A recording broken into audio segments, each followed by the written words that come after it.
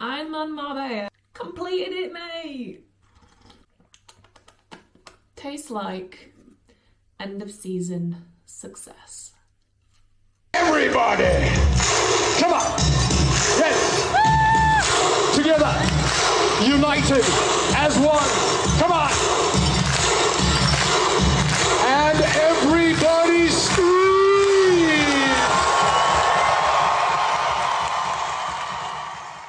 Hello and welcome back to my YouTube channel. How are we? It's actually not been that long since the last YouTube video, so that's good. Like what, 2 weeks? Not bad.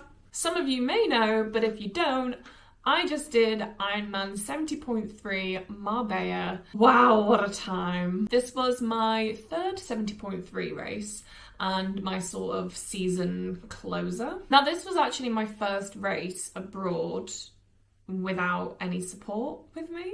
Kind of my first race at all without any support. So that was scary.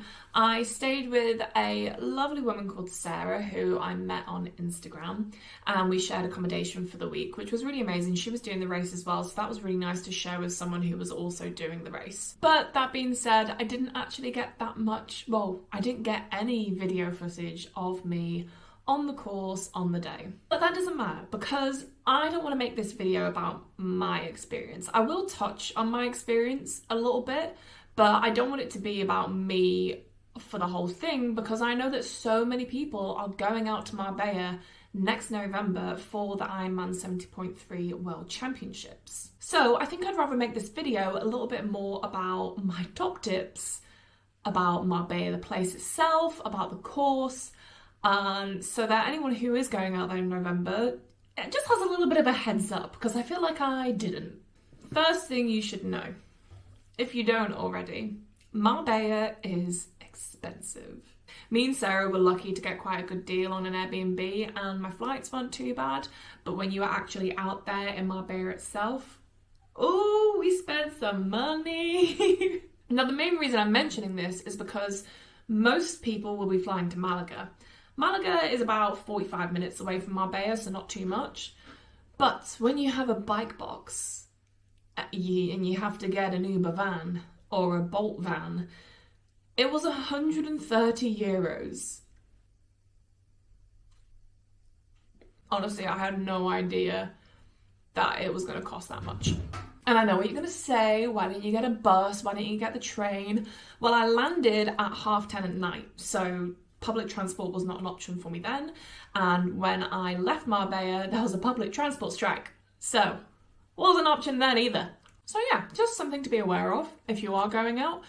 I'd recommend getting an Airbnb so that you can cook food for yourself, you don't have to spend money eating out every night, and maybe hire a car. In fact, definitely hire a car because if there's a group of you, it probably would end up cheaper. So my next thing that I need to mention is the weather. Now I know this is very subjective. I was in Marbella for a full week and in my head I was like, I can sunbathe and get some sun time. I mean, it was okay. It was like early English summer, but it was not warm, I would say. And our race was on the 27th of October. I'm aware that the World Champs is slightly later than that, I believe like around the middle of November. So the weather is going to be a question mark. Now in the lead up to the race, the water where the swim course was really bad. I'm going to put a couple of videos in here because I tried to recce it and it was just awful. It was giving Wales, if not worse. So that is something to consider. If you're racing for the championships in November, chances are your weather is not going to be amazing. It might be, who knows? But I would practice some choppy sea swimming and be prepared for cold. Race morning, we were freezing. And luckily the water was okay on race morning and it was actually warmer in the water than it was outside. Like our toes were freezing. Oh, it also chucked it down with rain. 50% of the time I was there. It rained the night before the race, which meant that our transition bags, they were not dry in the morning. On that note, if you are thinking about going out early before the race, great, I see the point in that. But something I didn't realise was how busy the bike course was going to be. You're essentially on main A roads the entire time. Even the roads up in the mountains, they are busy. Cars are zooming past you at like 50 miles an hour, and it's a bit sketch, I can't lie. I'm not a humongously confident cyclist on the roads, so I did not have a good time. And even though I went out on the Monday, I did not do a full course recce, which I really would have liked to do because it is a hard course. But yeah, I didn't get to because I prioritised my health, my safety over practicing the course. Oh, also my pool was closed. So meaning in the whole week lead up to my race, I couldn't get out on the bike because in Marbella you're just surrounded by A roads and cars are how cars are, and my pool was closed and the sea was really choppy. So basically all I could do in the lead up to the race was run. Okay, now let's get on to the actual event. As always, Ironman was incredibly organised in the lead up to the event, like with the registration and the expo tent. The vibes were really amazing. I love Ironman races. It's why I keep coming back to them. They really put on a show, and it really was a fantastic vibe in Marbella in the few days leading up to the race. So the swim, as I mentioned before, the sea might be choppy on the day. So just consider that in your training, you know, over summer, go and do as much sea swimming as possible and really just kind of mentally prepare for quite a large swell. Luckily on the day, it wasn't too bad, but it wasn't pan flat like Mallorca was back in May. Now, you might have seen that Ironman made a whoopsie, and they actually over-measured the course. As to how much, they have not confirmed, but everyone who I have spoken to had over 2,500 metres. Now, I am sure that this mistake will not happen again next year, and Ironman did apologise for it, and they did extend the cut-off time. But I just thought I'd mention that in case you go and look at my times and you're like, oh, she's a slow swimmer. No. Yes. But also, I was doing 2 minutes per 100 metres, which is like my, that's a good open water swimming time for me, especially in the sea, where it's a little bit choppy. So, anyway, that's the swim. Transition, really quick, really nice transition. Big fan of this. Probably my favourite transition location I've had, just because it was like literally in, out, done. And then we have the bike.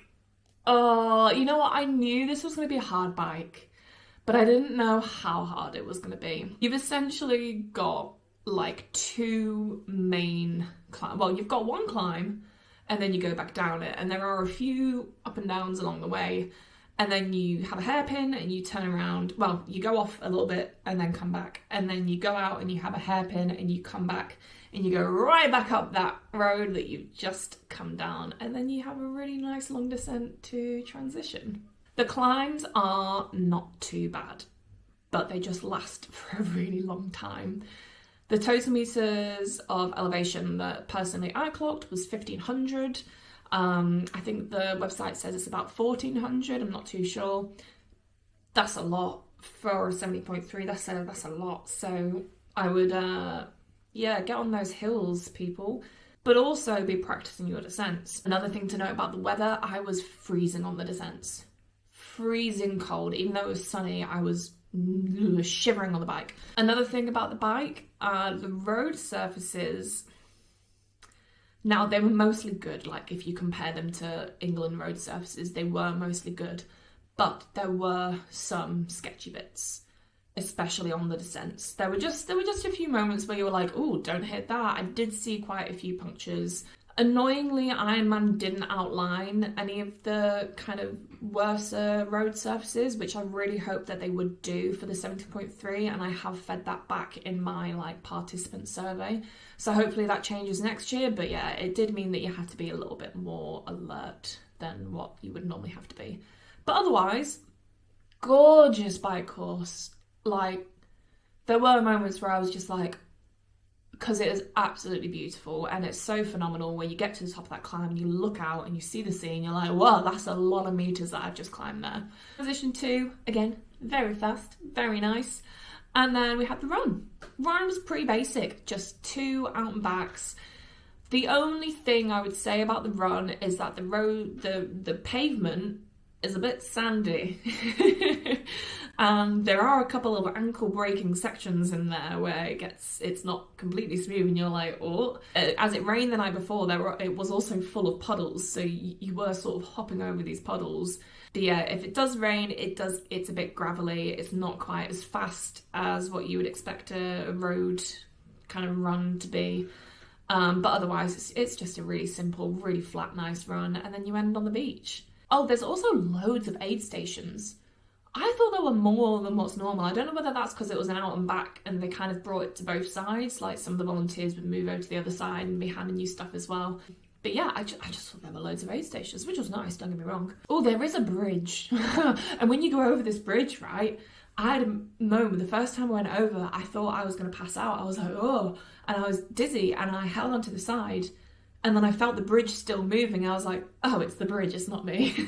So that's something that you should know when you're running over that bridge. If you're feeling wobbly, it's not you, it's the bridge. All in all, it was a great race experience. Every race is a great experience in my eyes. So yeah, that's all. I think that's all from me. A little sneak peek as to what is next for me. So we are moving now into the off season and I have a half marathon coming up in December. And your girl's gonna get strong. I want to get fast. I want to get strong. I recognise that my run is sort of a weak point in triathlon. So that is something that I'm really going to work on with my coach, Ironman Daniel, and Tri Central over the winter. Then so far, my first triathlon next year is Bolton 70.3. I'm coming back. I can't not. It's literally around the corner. Why would I not do Bolton? The whole time I was in Marbella, I was like, get me back in Pennington Flash. And then after Bolton, I've got Leeds. And Leeds is my A race.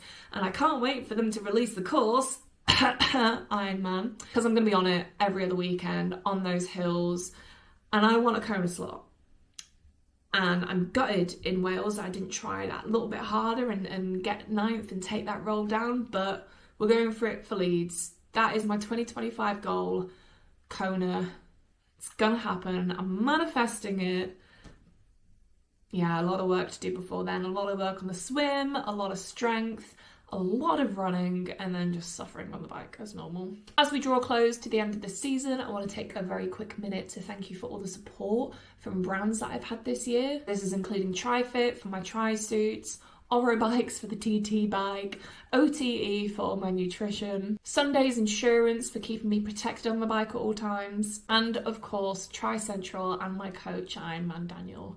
I don't think I would be where I am this year without all of that support and all of that help. So here I am, signing off for triathlon for 2024. We'll see you in 2025. And I will actually keep seeing you, YouTube, because I'm going to do more videos, I promise. If there are any videos that you would like to see, please comment below. Otherwise, like and subscribe. Bye!